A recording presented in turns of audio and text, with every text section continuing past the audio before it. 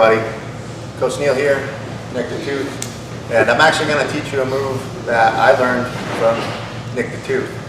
He's got a nice game in Peruvian neckties, and this is actually going to be done from half guard top, and I have some fun with it and call it German necktie, but the grips are all Peruvian. But the idea, using the leg cradle and some of the other things that Nick's come up with on his own, makes it really unique. At least in my career, I've never seen this particular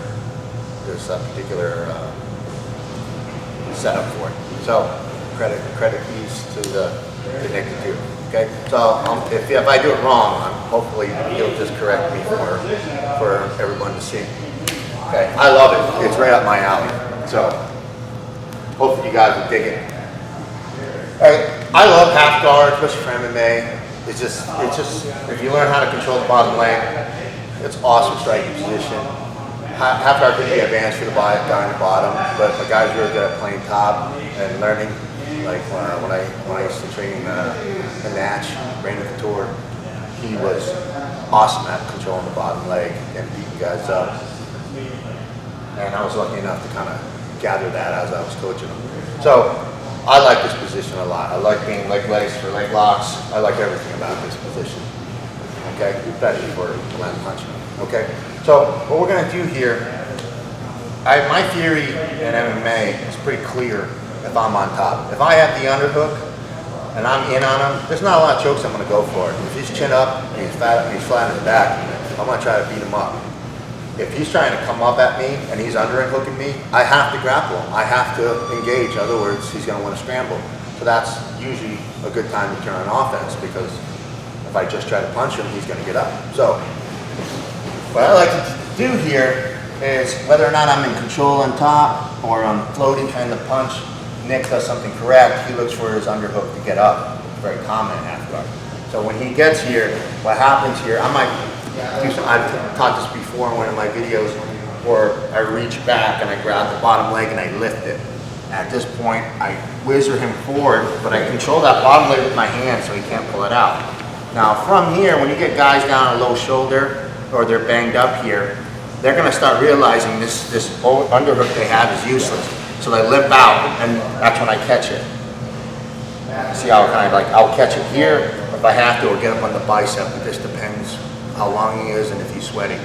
Okay, get control, nice and tight. Now from here, I know that I let go, so that leg's gonna get in the fight. So I quickly cover the head and I pinch his head tight to kind of almost suck him up to almost like it looks like I'm kind of doing a weird cradle. But now what I'm gonna do, as I'm pinching, it looks like a Dar setup. My hand's gonna come through, but I'm not gonna grab my bicep. I'm just getting right through. Now Nick uses the S grip. I'm really comfortable with the Gable or 3-finger grip, but they all work great. So what I'm gonna do here, pinching my elbow tight, I'm gonna lock my hands right there underneath his neck, basically where my thumb is touching his ear. That's my mark. And I pinch. I don't want his head free. If he brings his head back, this whole thing's gone. Pinch it tight.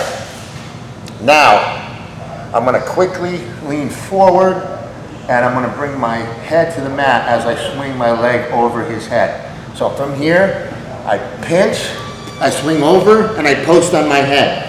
Now most people aren't comfortable posting on their head, and they should get good at it because it's an awesome tool. And what I'm going to do is I'm going to squeeze and pinch my elbows tight, and I'm going to pull his head into me as my leg kicks down. And as I do this, I kind of give him a little leg cradle. Very, very strong, very little effort. It is an awesome, awesome lock. And there's many ways to get this variation from this weird leg lace position, and he has a million of them. But it's very interesting, because when I'm doing this kind of stuff, I'm on top. I'm not taking the risk of jumping over, and if I fall down, then he's on top of me. These are the tactics you have to understand when you start venturing into MMA grappling or whatever. But at least this technique, you can do it in grappling, you can do it in jiu-jitsu, you can go any way, all right? So I'll take you through it again. Nick comes up, I catch him. Now from here, that hand slips out, I catch, I go over the head, pinch him tight, hand comes in, catch my elbow on the back of his neck. Now from here, I'm gonna come up, bring my knee in the back of his head, I'm gonna post on my head, and I'm gonna squeeze. And I got the choke. It's weird posting on your head, but you'll be surprised when you get good at it. Okay, if you're using your hands for a choke, and you worry about posting on your head, all you do is shrug, and you look at the mat.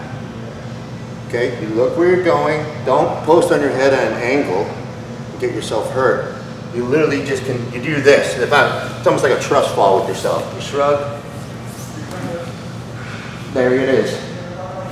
So if I'm looking for a technique, guy tries to launch me over, I get on my head, it gives me another push. Okay? It's very, very important to learn that, especially when you learn crucifixes. Okay. One more time. Now, one option you can do is, let's just say I came here, hit a pass, and I grabbed. I go over the same setup, but I'm looking like a Darce. I lock, I pinch, I step in, and I might pick a top leg, or I might pick a bottom leg. You can also step in to the lace. It just doesn't matter. Okay? So he comes up, his arm slips out.